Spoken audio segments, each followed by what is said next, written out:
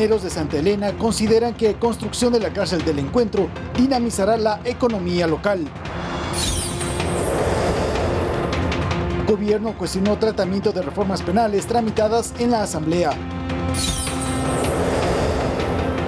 Ejército y Fiscalía investigan presunto femicidio en cuartel militar.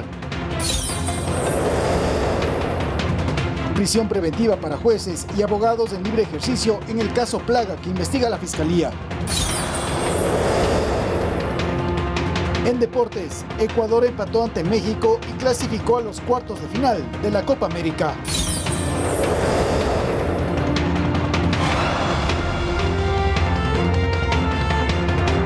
Muy buenos días, amigas y amigos, oyentes también que nos acompañan a través de la señal de Ecuador TV 7 con 1 minuto. Estamos listos para iniciar esta emisión matinal de Noticias 7. Como siempre, invitados para que estén presentes en el telégrafo.com.es, ecuadortv.es, en el dial de Pública FM, a través de nuestras redes sociales y con el código QR que los invitamos a escanearlo con su teléfono celular para acceder a la información del telégrafo digital. 1 de julio iniciamos un nuevo mes, pero julio viene movido, compañeros. ¿Cómo sintieron el temblor la noche de ayer? Buenos días. Buenos días, María Mercedes, la Sofía. Mañana de hoy, realmente. Sí, la madrugada claro. de este primer día del mes. Saludos a los amigos televidentes, radioescuchas. Efectivamente, un sismo de 4.4 grados de magnitud se reportó en la capital. Más adelante lo vamos a abordar porque ya se ha pronunciado el municipio informando cuáles serían las afectaciones y si hay o no heridos o fallecidos. Y en este caso sí podemos adelantarles que en buena hora no hay víctimas mortales, pero más adelante vamos a topar este sismo que se movió, despertó a todo el mundo y además asustó a los quiteños. Ya lo vamos a ver entonces. Compañeros, muy buenos días. Qué gusto estar junto a ustedes la mañana de hoy. La recomendación a todos nuestros amigos, por favor, estar súper pendientes de qué pasa en su entorno, también vigilar las estructuras de sus viviendas, cualquier reporte y anomalía, por favor, presentarlo al 911, es una línea gratuita que está siempre a disposición de la ciudadanía para poder ayudarles, y también siempre el plan de contingencia, las rutas de evacuación, poder mirarlas, hablar en familia y generar un plan es imprescindible, puesto que vivimos en una zona bastante sísmica, con problemas también en cuanto a los volcanes, entonces hay que tener muchas precauciones. Menos mal, como decían mis compañeros, en el distrito metropolitano se han presentado algunos deslizamientos de tierra en Cumbayá y Puembo, pero nada de consideración.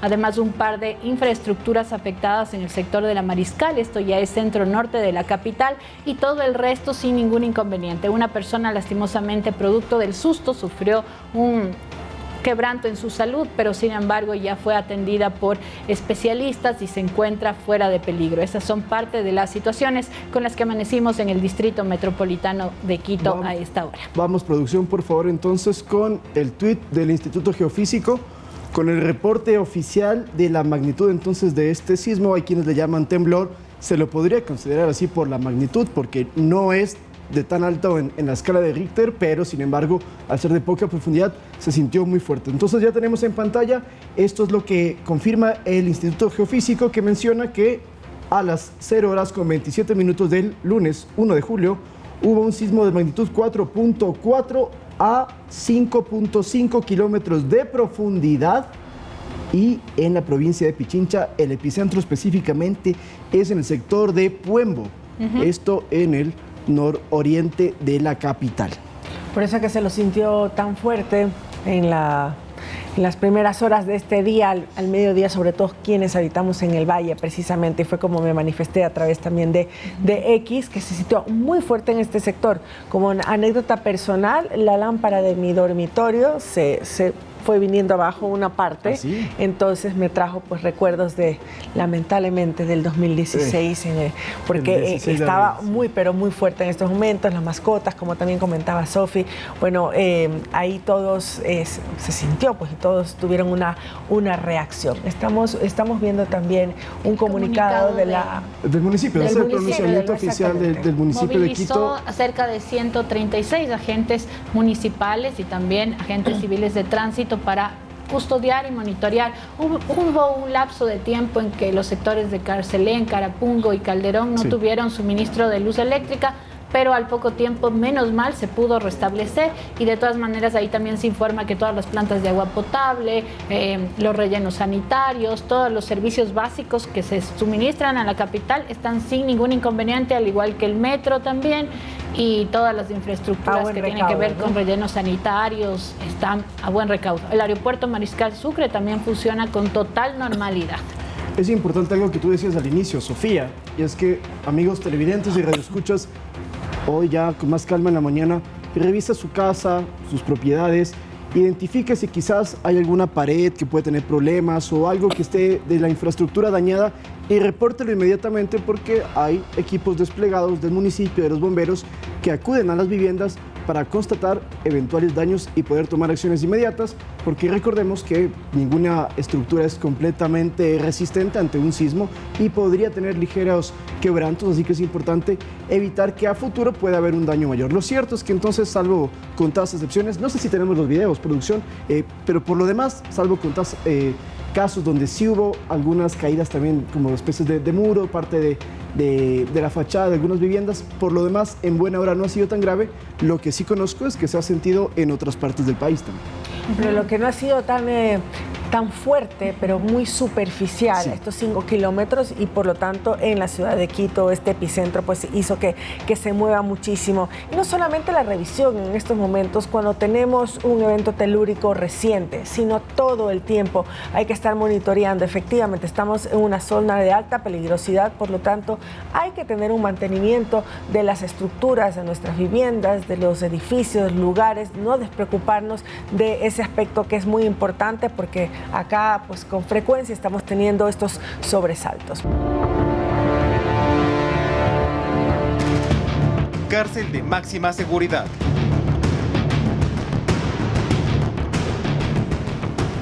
7 de la mañana, 18 minutos. Vamos con más información. Les contamos que comuneros y emprendedores de varias comunas de la provincia de Santa Elena resaltan los beneficios que les traerá la construcción del Centro de Privación de Libertad del Encuentro, cuya edificación arrancará a inicios del 2025. Creen que esta obra ayudará a dinamizar la economía de la zona. Aquí lo que más hay es esperanza. Confían que la construcción del Centro de Privación de Libertad del Encuentro, que arrancará a inicios del próximo año, sea ese envión que impulse cada uno de los negocios y servicios de las comunas en Santa Elena, especialmente en la jurisdicción denominada Juntas del Pacífico. Primero, los transportistas. Unidades de transporte que sirven a cada una de las comunidades aspiran que sus recorridos sean más frecuentes debido a lo que implica el transporte de obreros. Creo que puede ser mejor porque vendrán gente de otro lado, el comercio de que hay cosechas de ciruelas se podrá mejorizar. No se diga los comedores populares, mejorar ventas es el objetivo a alcanzar. Aquí se vende de 45 a 50 almuerzos diario y esperando que con esta obra que se va a hacer aquí en nuestro territorio, esperamos que dupliquemos las ventas. El director del SNAI, Luis Aldumbide, dijo en Noticias 7 el pasado 24 de junio que en esta obra se priorizará mano de obra local. Donde se firmó un convenio y se les explicó que esto es una oportunidad para dinamizar la economía ¿Los del van a área. contratar para la obra? Sí, por supuesto, o sea, va a existir mano de obra, inclusive la empresa, los trabajadores tienen que comer. Como se va a vender una obra de trabajo aquí en la comunidad para la cárcel, entonces hay fuente de trabajo, ojalá que podamos laborar y nos den para trabajar. Dirigentes comunitarios piensan que es momento de la unidad en esta zona de la provincia de Santa Elena. Esto pese a que algunos dirigentes que no están dentro de esta jurisdicción ya han planteado recursos legales para evitar la construcción de este reclusorio. Si no hay unidad, no hay progreso, afirman. Necesitamos estar trabajando articuladamente por el beneficio y el progreso de nuestra parroquia. El gobernador de Santa Elena, Fabricio Tamayo, puntualizó que este centro de rehabilitación contará con sistemas que evitarán al máximo cualquier riesgo de fuga. Habrá retenes policiales y militares para garantizar la tranquilidad de los pobladores. Además, el complejo carcelario no estará ubicado en una zona habitada. Mira, el tipo de cárcel es una cárcel que te da la seguridad suficiente como para que no exista ese tipo de situaciones. Cosa que no sucedió con La Roca, cosa que no sucedió con la penitenciaría. y hubo mucha aceptación al tema de que la gente se ponga cerca de la cárcel, y eso nos dio la potestad de que los delincuentes salían por túneles y vivían en las casas, y ustedes los han visto a través de los medios de prensa. Y en la actualidad no es así. El sector donde va a estar es cerca de 20 kilómetros lejos de la población, un lugar realmente inhóspito donde no hay absolutamente nadie y que nos está dando la tranquilidad de que no va a haber este tipo de situaciones. Medidas reforzadas de seguridad que no se implementarán en el perímetro externo, con varios cercos de seguridad a la redonda, sino también a lo interno. El director del SNAI detalló algunas de las medidas que se implementarán. Tienen lugares específicos para poder atender a sus abogados. Esto se lo realizará con toda la seguridad e inclusive no existirá un contacto con el abogado, sino con las respectivas restricciones establecidas en los estándares de derechos humanos, indudablemente. El Centro de Privación de Libertad del Encuentro tendrá una capacidad máxima de 800 reclusos, solamente para los considerados de alta peligrosidad. Javier Ceballos, Noticias 7. Como un dato adicional, los comuneros inclusive participaron en el evento de colocación de primera piedra, que era algo simbólico, pero manifestaron que estaban muy de acuerdo y que además para ellos era importante como comunidad poder ser parte de un hito histórico, según han manifestado, que es la construcción de esta cárcel del Encuentro, que en 2025, en el primer semestre, se espera que esté completamente finalizada.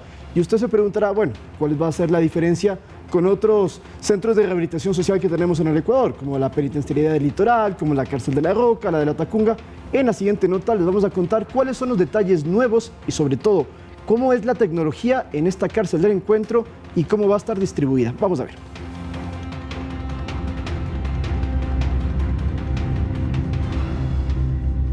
La meta es que en el primer semestre del 2025 este proyecto sea una realidad. Se trata de la cárcel de máxima seguridad llamada Encuentro y desde este 21 de junio se inició su construcción en la provincia de Santa Elena. En esta cárcel, ahora sí, los delincuentes cumplirán las penas de la forma que se merecen.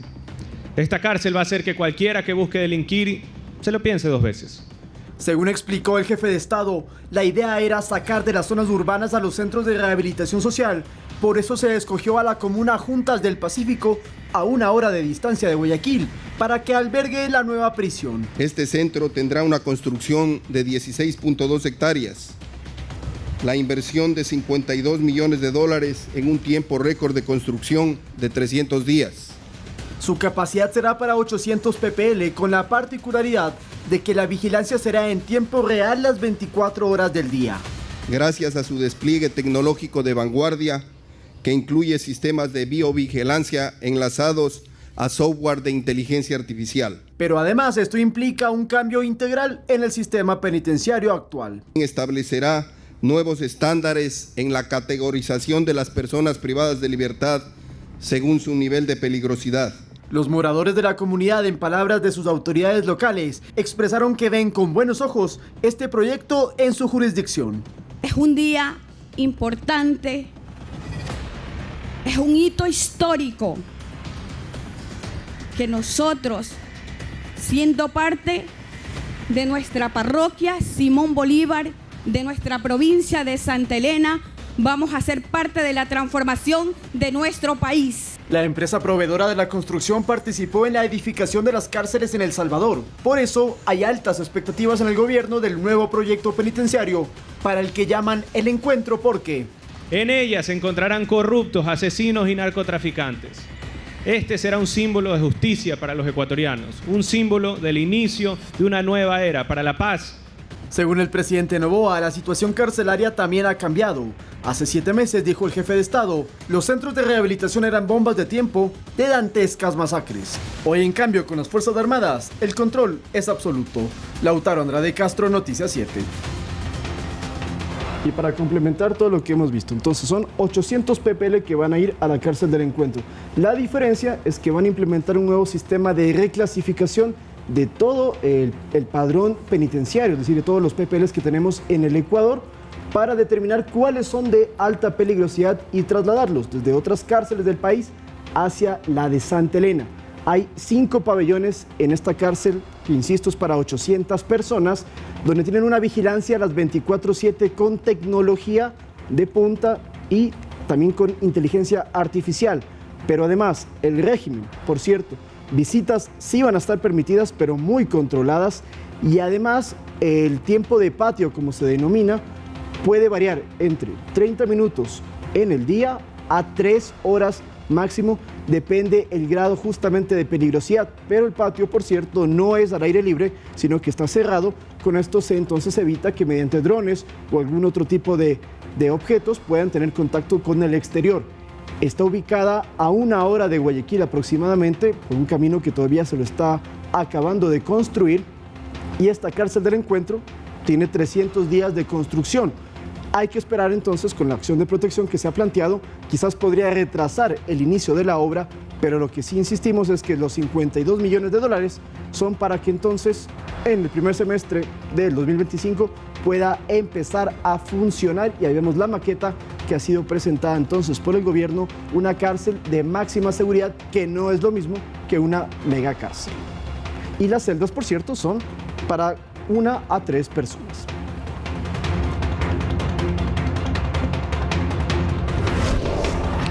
Con voto dirimente de la presidenta de la Comisión de Fiscalización de la Asamblea, Pamela Aguirre, se aprobó el informe que sugiere al Pleno del Parlamento el archivo del juicio político en contra del expresidente del Consejo de la Judicatura, Wilman T., y la exvocal de ese organismo, Maribel B. El Pleno del Parlamento decidirá el futuro de los interpelados. Será el Pleno de la Asamblea el que tome la decisión. Al final, el informe de la Comisión de Fiscalización es solo un elemento de todo el proceso de sustanciación del juicio político. Al momento, diferentes bancadas legislativas se han expresado en contra de que se archive esta interpelación al expresidente del Consejo de la Judicatura, Wilman Terán, y a la exvocal de ese organismo, Maribel Barreno, y que continúe el proceso en contra de Javier Muñoz, también exintegrante de la Judicatura. El pasado sábado, durante una sesión virtual de la Mesa de Fiscalización, los propios miembros de esta instancia parlamentaria anticiparon sus criterios sobre este tema y cómo debe finiquitarse en el Pleno de la legislatura. Como hemos sido muy cauciosos y hemos revisado lo que corresponde al informe de manera exhaustiva, no está apegado a lo que realmente fue lo que pasó en todo lo que respecta al juicio político. Una cosa muy simple. No entiendo cómo, teniendo las mismas causales, se puede dividir a una persona sí el juicio político para que avance y a otra persona no. Al momento de la votación del informe, hubo un empate con los votos del correísmo. El voto dirimente lo dio la presidenta de la comisión, Pamela Aguirre. El informe aprobado por esta comisión únicamente es un informe que recomienda al Pleno seguir o no un juicio político. Es el Pleno de la Asamblea Nacional que, con la votación que indica la normativa, decidirá la censura o no de los señores enjuiciados. Ante esta decisión, la bancada de ADN expresó su malestar al señalar que este tipo de acciones lo que buscan es que impere la impunidad, sobre todo por Wilman Terán, quien perdió el cargo tras ser arrestado por su presunta participación en el esquema de corrupción de la justicia revelado en el denominado caso Metástasis. Javier Ceballos, Noticias 7. Asamblea Nacional. Este martes, el Pleno de la Legislatura tramitará en segundo debate el informe sobre la aplicación de las reformas penales derivadas de la consulta popular y referéndum de abril pasado. El presidente Daniel Noboa, en un comunicado, cuestionó el trabajo de la comisión ocasional que se encargó de esta tarea. La Asamblea sesionará este martes para discutir y posiblemente aprobar en segundo debate el informe elaborado por la Comisión Ocasional Multipartidista que sistematizó la propuesta del Ejecutivo de aumento de penas para ciertos delitos contemplados en el Código Orgánico Integral Penal y modificación de procedimientos para la aplicabilidad de la Ley de Extinción de Dominio. Sobre el informe hay dos posturas. La primera, que tiene como origen el Ejecutivo. En un comunicado firmado por el presidente Daniel Noboa, se cuestionó que el documento desconozca la voluntad de los ciudadanos expresada en las urnas del pasado 21 de abril. A criterio del gobernante, el trabajo de los comisionados apuntó a no tomar en cuenta el incremento de los años de cárcel planteada por el proyecto de ley enviado. Por ejemplo, un máximo de 13 años para el delito de delincuencia organizada, cuando la propuesta era un total de 26 años de cárcel. Para el delito de terrorismo, el Ejecutivo planteó un incremento entre 22 a 26 años. El comunicado señala que la comisión solo lo subió hasta un máximo de 16 años. No existe la retroactividad, la ley es para lo venidero. En este caso, todas las reformas que ingresen y que van a ser ya publicadas en registro oficial una vez que pasen por la Asamblea Nacional es para lo venidero.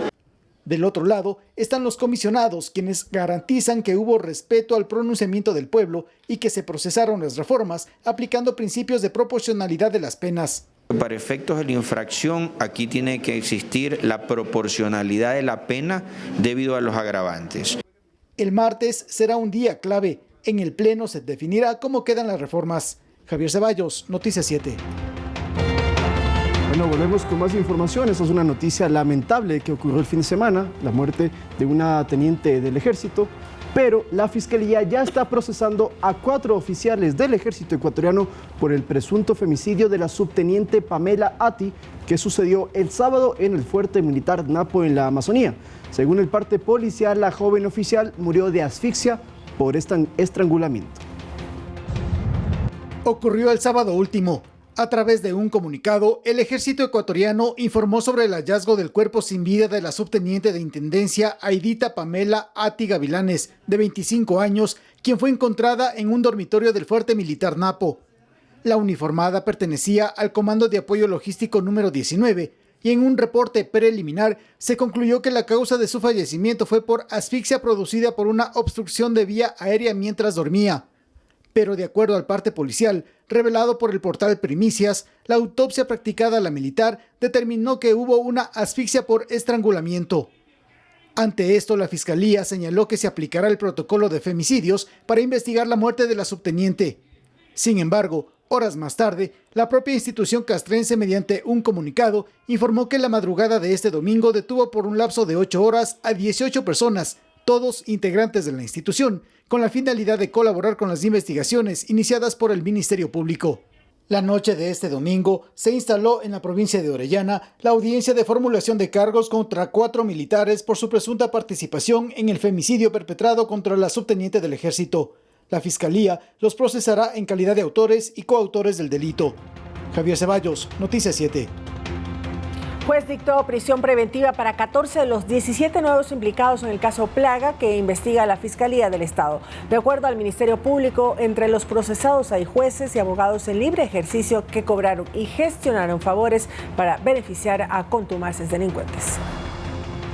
La Fiscalía ejecutó este fin de semana varios allanamientos y detenciones como parte del llamado caso Plaga, que investiga toda una estructura de delincuencia organizada que involucra a policías, jueces, funcionarios y abogados para favorecer a presuntos criminales y políticos.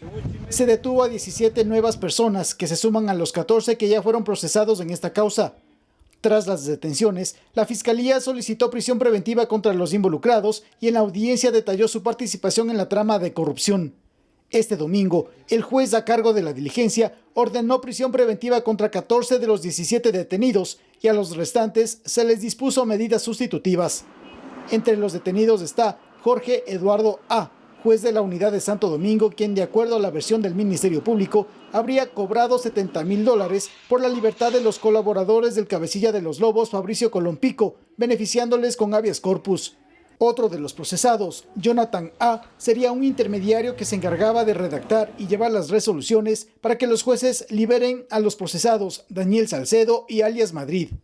Javier G., un abogado que se dedicaba a entregar sobornos a jueces y funcionarios. En la audiencia, la fiscal indicó que el cabecilla de la red es el abogado Cristian R., hoy prófugo de la justicia. Según la titular del Ministerio Público, el caso Plaga retrata el nivel de contaminación de la justicia con el narcotráfico y el crimen organizado. Javier Ceballos, Noticias 7.